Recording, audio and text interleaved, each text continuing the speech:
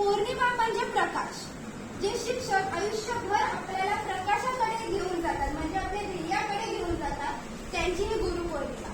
गुरुपौर्णिमेला आपण व्यास पौर्णिमा असेही म्हणतात. ज्या महर्षी व्यासांनी महाभारत लिहिले, 4 वेद, 6 शास्त्र आणि 18 पुराणांची रचना केली, अशी गुरुवंदनीय महर्षी व्यास आहेत. त्यांची ही जयंती.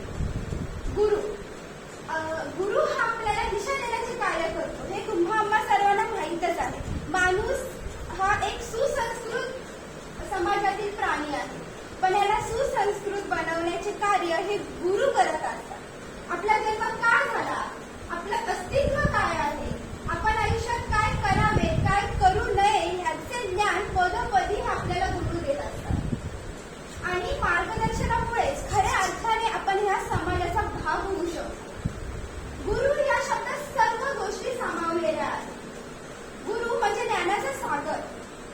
जसं आपल्या आयुष्यात, आपल्या जीवनात अनेक रूपाने हे गुरु येत असतात. जसं समुद्र, सरिता, पशु, पक्षी, फळे, फुले हे सर्व आपल्याला काही ना काहीतरी शिकवत असतात. त्याचप्रमाणे पुस्तक, आपले नातलग, मित्रमैत्री हे सुद्धा आपले गुरुच आहेत. असं मी का म्हटले, कारण जे जे आपल्याला चांगलं जगण्याचे संस्कार, चांगली वृत्ती शिकवतात ते सर्व आपले गुरु आहेत. गुरुला कधी वयाचं आणि जातीचं बंधन नसतं. जसं समुद्रात हरवलेल्या गलबताला हे होका यंत्राची गरज असते की योग्य दिशा दाखवण्यासाठी.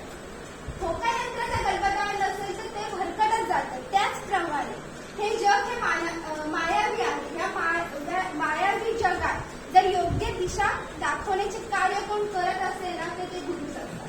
मग ते जन्म दिल्यापासून आपली आई ते पुढे शेवटपर्यंत, शेवटच्या श्वासापर्यंत गुरुजन आपल्याला ज्ञान देत असतात. त्यामुळेच आपण यशाचे शिखर हे गाठू शकतो. गुरुजन हे ज्ञानाचा सागर आहे.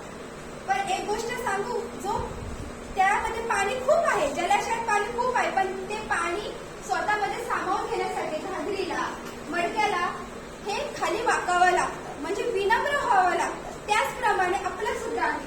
प्रत्येक विद्यार्थ्याला जर गुरुकडून ज्ञान प्राप्त करायचं असेल तर त्यांच्या चरणी आपल्याला विनम्र व्हायची गरज आहे. आपल्या संस्कृतीमध्ये गुरुंना हे देवतुल्य मानलं आहे. आणि ज्या शिष्याने, ज्या विद्यार्थ्यांनी गुरुजनाला देवतुल्य मानलं त्यांनीच यशाचं शिखर गाठलेलं आहे. शिळेपासून एक चांगली मुद्रा तयार होते, शिल्प तयार होतं, पण त्या शिल्पाला घडवण्यासाठी योग्य गुरुची गरज असते. आणि जर योग्य गुरु आपल्या आयुष्यात प्राप्त झाला की वाल्यापोरीचा वाल्य